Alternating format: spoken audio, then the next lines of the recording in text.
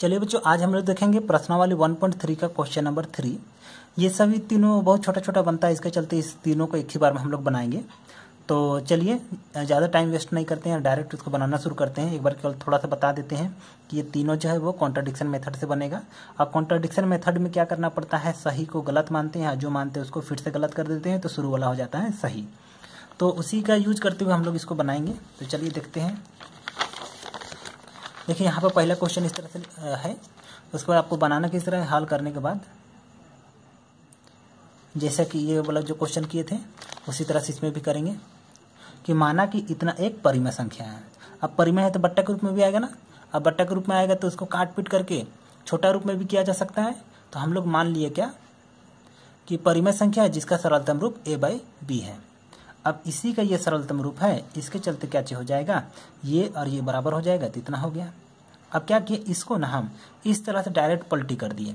ऐसे आप किसी भी तरह से रूट को अलग कीजिए ना, फर्क नहीं पड़ता है। लेकिन हम क्या किए, आसानी के लिए अंश को हर और हर को अंश कर दिए, तो डायरेक्ट ऐसा पलट कर दिए। तो जैसे पलटे तो ई साइड में 1/√2 है, तो √2/1 आया। तो बट्टा के नीचे 1 को नहीं दिखाते, इसलिए यहाँ छिप गया। अब ये पलट गया तो b/a आया ना, हाँ, तो b/a आ गया। अब देखिए ये बट्टा में है, मतलब ये परिमेय संख्या है, और ये रूट में है।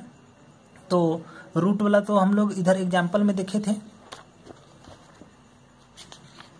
ये देखिए ये वाला परिमेय 1.3 पर कि ये एक अपरिमेय संख्या, ये हम लोग सिद्ध कर चुके हैं।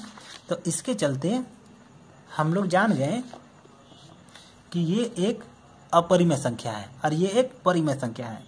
तो अपरिमेय परिमेय के बराबर नहीं होता है, इसलिए यहाँ पर लिख दिए जो सत्य नहीं है। कारण यहाँ लिख करके भी बताएं कि अपरिमेय नॉट इक्वल टू परिमेय। अब देखिए इसको माने थे परिमेय, मतलब सही को माने थे गलत, और जो माने थे उसको कर दिए फिर से गलत, तो शुरू वाला क्या हो जाएगा, सही। तो लिखिए अतः 1/√2 एक परिमेय संख्या है। तो उम्मीद करते हैं आप लोग को समझ में आ गया होगा। अब चलिए इसका सेकेंड नंबर देखते हैं। तो देखिए सेकेंड में हम लोग को इसको प्रूव करके दिखाना है कि यह एक अपरिमेय संख्या है। बहुत ही सिंपल है, इसको भी उसी तरह लिखेंगे कि माना कि 7√5 एक परिमेय संख्या है। देखिए परिमेय संख्या है जिसका सरलतम रूप a/b है। अब इसी का ये सरलतम रूप है, इसलिए ये दोनों आपस में बराबर हो गया। अब जैसे कि इससे पहले के क्वेश्चन में बताए थे क्या कि आपको केवल रूट वाला को अलग करना है। तो ये इसको बचा लिए, इसको इधर कर दिए, तो ये गुना में था तो इधर में आया तो भागा में हो गया। तो a/7 भी आया, तो जो कि असत्य है ना। क्यों असत्य है बच्चों, तो यहाँ लिख करके भी दिखाए हैं, क्योंकि ये एक अपरिमेय संख्या है, नॉट इक्वल टू ये परिमेय संख्या। तो अपरिमेय संख्या नॉट इक्वल टू परिमेय संख्या, अतः ये जो है वो क्या हो गया, एक अपरिमेय संख्या है।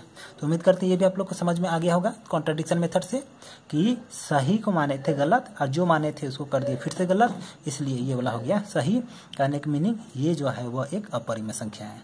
तो उम्मीद करते समझ में आ गया होगा। तो ये कंप्लीट हो गया। अब थर्ड नंबर देखते हैं। तो थर्ड नंबर में ये है, तो इसको भी इसी तरह लिखना है कि माना कि इतना एक परिमेय संख्या है। यहाँ देखिए गलती से अपरिमेय लिखा गया तो काट दिए हैं इसको।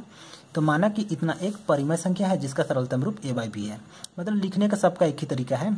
अब देखिए ये और ये इसी का नहीं ये सरलतम रूप है, इसलिए क्या हो जाएगा, ये और ये बराबर हो जाएगा। तो इतना हो गया। अब यहाँ से हम क्या कि इसको यहाँ ये कर दिए, उतार दिए, और इसको इधर कर दिए, सॉरी इसको यहाँ उतार दिया और इसको इधर ले गए। तो a/b माइनस में ये प्लस में है, इधर आए तो माइनस में, इतना आ गया।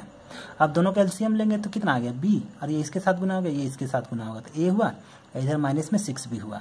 अब देखिए ये एक अपरिमेय संख्या, ये एक परिमेय संख्या है। तो अपरिमेय जो है वो परिमेय के बराबर नहीं होता है, इसलिए लिख दिए जो असत्य है। अब क्यों असत्य है, तो क्योंकि अपरिमेय नॉट इक्वल टू परिमेय, ठीक है। अतः इतना एक परिमेय संख्या हो गया। क्यों, क्योंकि जैसे देखिए कॉन्ट्राडिक्शन मेथड ही का बात है कि ये जो है वो है हम लोग का अपरिमेय, 9 क्लास जानते हैं, लेकिन माने थे क्या इसको, परिमेय। तो सही को माने थे गलत और जो माने थे उसको कर दिए फिर से गलत, इसलिए शुरू वाला हो गया क्या, सही।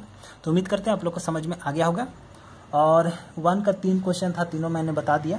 तो सभी को आप लोग अच्छा से प्रैक्टिस कीजिएगा तो बहुत इजीली बन जाएगा। और आज के लिए इतना ही। वीडियो अच्छी लगी तो वीडियो को लाइक कीजिएगा, और चैनल में नए हैं तो चैनल को सब्सक्राइब कर लीजिएगा।